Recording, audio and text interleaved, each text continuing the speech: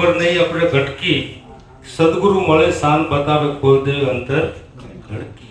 જે આપણી આંટી પડી હતી, જે આપણી અજાણ હતી, એ સદગુરુ મંગલે આપણને એમાંથી ઉજાગર કર્યા છે.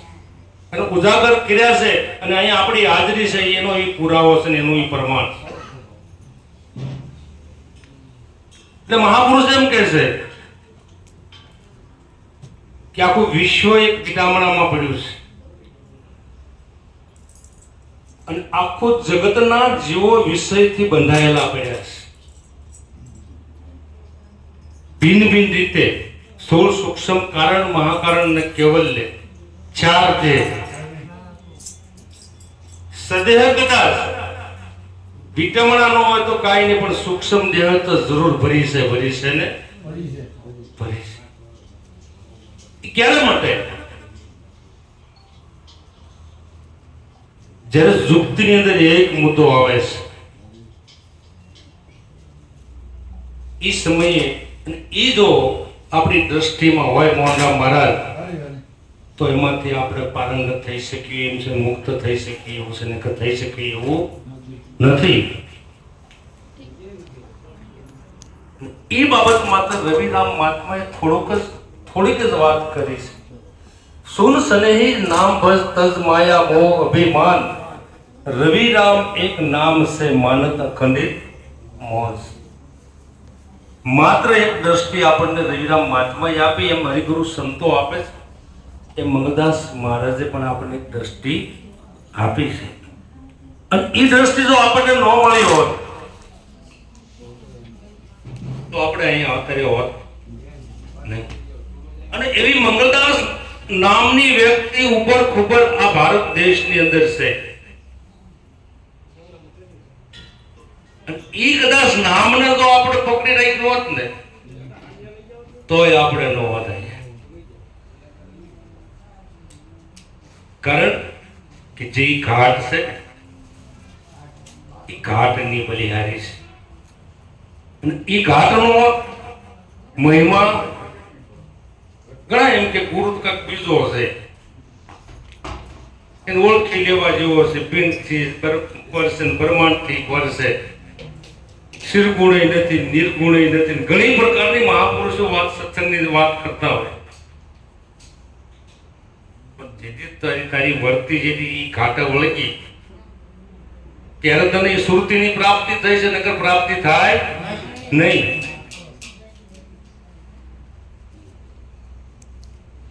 આ વર્તી છે એ ઘાટે વળગી ત્યારે એને સુરતીની પ્રાપ્તિ થઈ.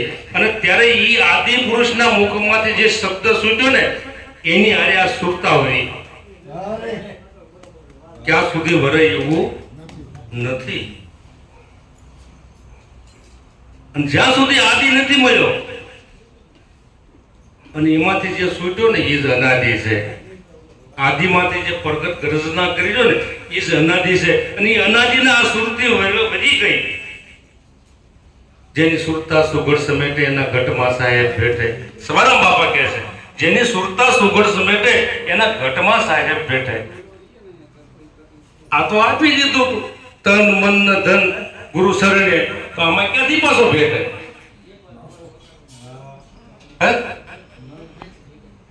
એ આપણને કાંઈક સમસ્યા કરે છે, કાંઈક દ્રષ્ટિ બતાવે છે.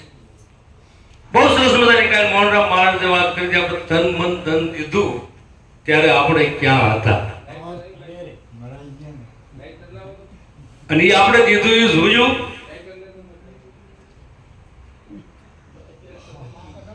એ ભૂમિકા મહાપુરુષે આપણને સદગુરુએ નક્કી કરાવી છે, પણ આપણે ત્યાં નથી રહી શકતા. એનું કારણ સૂક્ષ્મ દેહ ઘણી પ્રકારની વિટામણાઓ પડી છે. અમૃતભાઈ ગાતા આવડે છે, આ ભાઈ તબલા વગાડતા નથી આવડતું, આ બાપુએ સત્સંગ કર્યો એમ કઈ લેવાનું નથી, આ બાપુને કઈ સમજણ નથી. કેટલી ભિન્ન ભિન્ન રીતે સૂક્ષ્મ દેહ આપણી સુરતી સલિત છે. સૂક્ષ્મ દેહ આપણી સુરતી સલિત છે. પણ માત્ર મહાપુરુષ એમ કે જે ગુરુ ભાવ છે ત્યાં કોઈ પહોંચી શકે એવું નથી. જેથી ગુરુ શરણે ગયા તેથી પણ એ ગુરુ ભાવ છે ને આજે પણ આપણે ગુરુ ભાવથી બધાય મળ્યા છે. અને ગુરુ ભાવ છે એની અંદર ક્રિયાકાંડ કશું જ લાગુ પડતું નથી. જપય લાગુ નથી પડતો, તપય લાગુ પડતું નથી, સમાધિ લાગુ પડતી નથી, અને સુવાસની ક્રિયા પણ લાગુ પડતી નથી. માત્ર ગુરુ ભાવ, શિષ્ય ભાવ એને કાંઈ નહીં. ગુરુ ભાવ બે ને આમને સામને. સાહેબે 5 પ્યાલા નિરાતના 5 પ્યાલા છે અમારા સરસા થઈ થાય, એમાં 5મા પ્યાલાની વાત કરું છું. કાલે અમારી ચર્ચા થઈ હતી મોહનરામ. 4 નથી કહેતો, 5માંથી. હારું યાદ રહી જાય છે તમને. ગુરુ અને શિષ્યની જે એકતા છે ને એ 5મો પ્યાલો છે. એટલે આપણે વિચારવું છે, કારણ કે વ્યક્તિ છે એ તો ઘડીકમાં સ્થલિત થાય છે ને વ્યક્તિ કદાચ ઊભી પણ થાય છે, પણ ગુરુ કોઈથી સ્થલિત થતો નથી, પણ શિષ્ય પણ સ્થલિત થતો નથી. શું કામ? જો એને ગુરુ પ્રાપ્ત થયો હોય તો જ શિષ્ય હોય, ને કે શિષ્ય નથી, વ્યક્તિ. એટલે મહાપુરુષે જે વાત કરી છે એ ગુરુની વાત કરી છે, અને કાયમના માટે ગુરુ છે. અને માનનારા જે ગુરુને છે એ પણ ગુરુ સ્વરૂપે છે. જે સમજનારા છે જે ગુરુને એ પણ ગુરુ સ્વરૂપે જ છે. એમાં કાંઈ તફાવત નથી. મંગદાસ સાહેબ એમ કહેતા મને જે ઓળખી જાય આ દુનિયાના ગમે એ છેડે બે છે ને તો એ કે પાછો નહીં વળે. મને ઓળખશે પણ મને સાંભળવા વાળા, હાંસવા વાળા, ખવડાવવા વાળા ક્યાંય ગોતા મારશે. મને ઓળખવા વાળા, એટલે આમાં આપણને લાગુ પડે આપણને કીએ છે ના, આપણને જ કહે છે, લાગુ પડે ન પડે ઈ આપણને જ કહે. આપણને જ કહે છે. અને એ કઈ કઈ પ્રગટપણે કઈ ગયા નિરાત નામે જો મુક્તિ હોય તો મોહનરામ મહારાજ એમ કે મોહનનામાં મુક્તિ ન થાય. હે?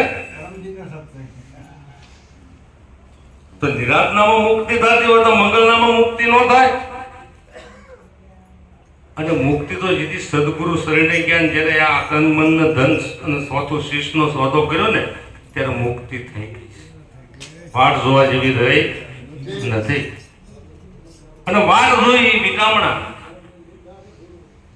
મનસા, બાકી સદગુરુ મળ્યા અને જ્યાં ત્યાં હા પાડી દીધી ત્યાં તારો શેડો છે, બીજો કોઈ શેડો નથી. માત્ર એક મુદ્દો એમાં બહુ જબરજસ્ત રહ્યો કે આ બધું પ્રાપ્ત થયા પછી રહેણી કેટલી. આપણે ગુરુ મળી ગયા, માની લીધા, ઓળખી લીધા, બધું પણ આપણી રહેણી કેટલી? ભીતરની રહેણી, દાસી જીવન કે જોવા સુખની રહેણી, જોવા દેવની રહેણી, આધીનતા કહેશે પંચશીલ આપ્યા એક પીક પણ રહેણી છે. ત્યાર પછી માણા બનાય છે, ત્યાર પછી ભીતરની રહેણી છે. બહારની રેણી જગતની દ્રષ્ટિએ રેણી, જગત બધા આપણને હારાય, પણ ભીતરની રેણી નથી તો આપણે ક્યાંય હાલવી નહીં. અને એના માટે આ બધું આપણે હરિગુરુ સંતના શરણે જઈ અને આપણે મળીએ છીએ, ભાવથી પ્રેમથી નમન કરીએ છીએ. એ પોતાના જે સૂક્ષ્મ દેહમાં જે મળ પડ્યો છે એ મળને નાબૂદ કરવા માટે, કાઢી નાખવા માટે. અને મળ નહીં જાય તો એમ નામ પાટીઓ ઠળ વાળો રહેશે. કાંઠો માટલાનો કાંઠો છે, ઠળ વાળો એમ નામ રહી જાય છે. અને જ્યાં જશે ને શીબુ છે ત્રામું દેખાય છે, દેવા તો હું મૂકે તો. એમ આપણે સદગુરુએ આવું સરસ મજાનું સંતોનું સાનિધ્ય આપ્યું છે. કોને આપ્યું? સદગુરુએ આપ્યું. આ સાનિધ્ય સદગુરુએ આપ્યું. આપણે કે પ્રાપ્ત કરી શકીએ આપણી કોઈ હસ્તી હતી નહીં. સંતોનું સાનિધ્ય અને સંતોની સેવા તો સદગુરુએ આપી. અને એમાં જો આપણે કઈ કસાશ રહી જાય તો એ આપણી નબળાઈ છે, એ આપણી આળસ છે. એટલે આપણે ત્યાં સુધી પહોંચી શકતા નથી. જેનો શાસ્ત્રો એ મતમાં ટૂંકા પડ્યા છે, વેદો એ મતમાં ટૂંકા પડ્યા છે. ગુરુ અને શિષ્યના મિલનમાં ના કોઈ પણ વસ્તુ સંભવિત નથી. એવી બાબત આપણને સદગુરુ મહારાજ મંગળે પારખ કરાવી છે. આ કઈ અપાય એવું તો છે નહીં, કઈ ઉપાડી લેવાય એવું છે નહીં, માત્ર પારખ. શું કરાવ્યું છે? પારખ કરાવી છે. અને એ પારખની જેમ શંકર બાપુએ દેગા માળાએ કીધું, હંસા ભમરી જેવી જેની ભાવના, પોતાનું રૂપ આપીને રાજી થાય દુર્લભ એવા સંત. પોતાનું રૂપ જેમ ભમરીએ એમને આપી દીધું, એમ આપણને સદગુરુ મહારાજે એનું રૂપ આપણને આપી દીધું. જે મંગળ છે એ જ મોહન છે, જીવરામ છે એ જ મંગળ છે. આવી સત્તા, આટલી બધી વિશેષતા, આટલી બધી સહજતા છતાંય આપણે કઈક થડ મારી તો એ આપણી આ, અને આપણે તો મંગળને સમજી શક્યા નથી. અને કદાચ મંગળ કરતા કઈક આશામાં બેઠા હોય ને આપણું જીવન નિર્વાહ કરવા માટે, તો મંગળ મળ્યો નથી, મંગળની ભવાય છે. રવિરામ કે આશી સાંદી આશ નિરાશ પરમ પદ તું સોઈ. બધી પ્રકારે આશા નિરાશા બધું પૂર્ણ થઈ જાય. ગંગા સતી ઈદ મુદ્દા માતા બોલે, આશા ને તૃષ્ણા જેને એકે ને ઓરણમાં પાનભાઈ, જેને દઢ થઈ ગયો હોય વિશ્વાસ. આ એક વખત હું આવ્યો, મંગલદાસ સાહેબ પણ બેઠા હતા ખાટલો રહી. મને કે દાસ અહીંયા પાંદડા ખાઈને જીવવાનું છે, ઝાડવાના પાંદડા ખાઈને જીવવાનું છે. અને હવે વાહ આપણે કદાચ માલ મેવા ખાવાની અને બધા અમને ખારીકું ખાવાની વાતો કરતા હોય તો મંગલદાસને માન્યો નથી. એ પુરુષ એમ બોલે કે પાંદડા ખાઈને આ ધાર માથે જીવન પૂરું કરવાનું છે, અને હું એવી આશા કરું કે એના નામે તમારા આટલું આ જોઈ તો આપણે એને માન્યો નથી. વિશેષ મારી વાતથી પ્રેમથી સૌએ સાંભળ્યું, કોઈને પણ એકાદો શબ્દો ખટકા ભરો લાગ્યો હોય તો માફ કરું છું. બોલો સદગુરુ મહારાજની જય.